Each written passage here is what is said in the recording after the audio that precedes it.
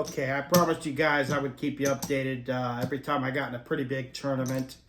Today, I was at my work at Aria trying to win a satellite to get in the Poker Go US Open. And unfortunately, I did not get one of the satellite seats. I did not run the greatest. Got a lot of big hands, though. A lot of big hands. I had ace king 6 times. 3 times it was suited, and every time I did not hit the flop, not even for a backdoor flush draw. I mean, I had ace king of diamonds, no diamond come on the flop. I had ace king of clubs, no club on the flop, and needless to say, no ace or king neither. I also had pocket 9s, pocket 10s, lost with them hands. The flop would come either 2 or 3 overcards to my pair. But, you know, I play with a lot of heart. And when I get knocked out of a tournament, I think about, okay, how'd you play today? I don't think I played bad at all. I like the way I played. You know, after starting, like I said, I was 0 for 6 with ace-king. But after that 4th loss with the ace-king, I didn't all of a sudden go on tilt and start shoving all in with ace-king to try to win a pot that way. I don't care if everybody knows it. I usually don't call all-ins with ace-king. That's ace-high, in my opinion. Now, unless I've got like 2 million in chips and someone's got like 50,000 or something, that's a different story. But, you know, I felt like I played well. Wish I would have ran better. Now, I did get knocked out right before the rebuy ends, okay? I could have rebought, all right? And I did not because of how I was running. I look at it as, well, if it's your day, your day. If it's not, it's not.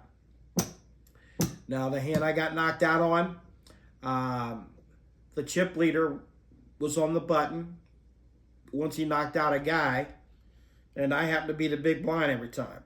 So when it folded to him, he raised me every time. Well, the blinds were at 4,000, 2,000 with 4,000 ante. He raised me to 8,000.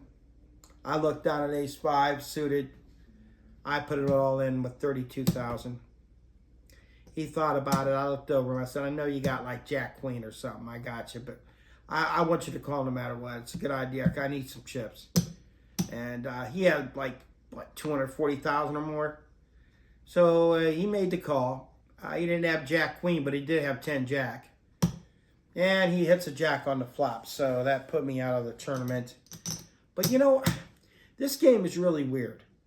I mean, you got to be able to control your emotions, which I believe I did. That's what I liked about my play today. I did not go on tilt every time I lost a hand. I just tried to stay focused and try to pick my spots to try to get back in the tournament. Now, it's hard to do when you I've said this line a million times. It's hard to win and hold 'em when you've got your 2 hole cards and everyone else has 7 cards. You know, it's very hard to win that way. And sometimes you got to switch gears, which is what I did. I tried to get that out of the way, the board, by making it more to call me, a little bit more raised than the normal, so that, you know, they had to really think about calling me, so at least I could steal a blind. And you know what? That still did not work. And nothing went well today. But you know what? You got to take the good with the bad. All right, there's days you're going to be good. There's days that it's going to run bad. For example, if you guys have been watching me lately, I've been winning in cash games like crazy. I got 4th in the 3 mixed game at the win, and I won at my work. And so I can't bitch. You can't win them all. So you got to take. It's like that. It's like that lesson I gave you guys with the medulla oblongata. You know, the jealousy, the anger, the control. You guys got to do this, and when you can, your game's going to get better, and that's exactly what has happened to me. Since I'm able to now, when I play, you know, I ain't saying I play great every time, but if I play bad and I run bad, I put it behind me now. I used to dwell on it. Well, how come everyone else is lucky and I'm not lucky? I don't do that no more.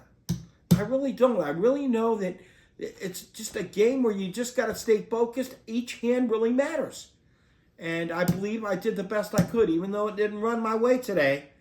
I played the best I could play, and that's all I can say about that. Now, for all those who follow me, I really appreciate it. And I've got some things coming up here in the Poker Go, over at the Poker Go studio next week. I'll be dealing over there.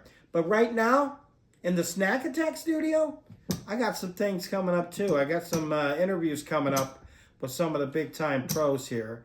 And, of course, when they come in, I'm going to sneak them a snack or two. And if you come to the Aria, I'm always passing out snacks there. Guys, I love poker. I love you guys. I got a bunch of people following now. And it's very hard to do this after getting knocked out of a tournament to talk about it.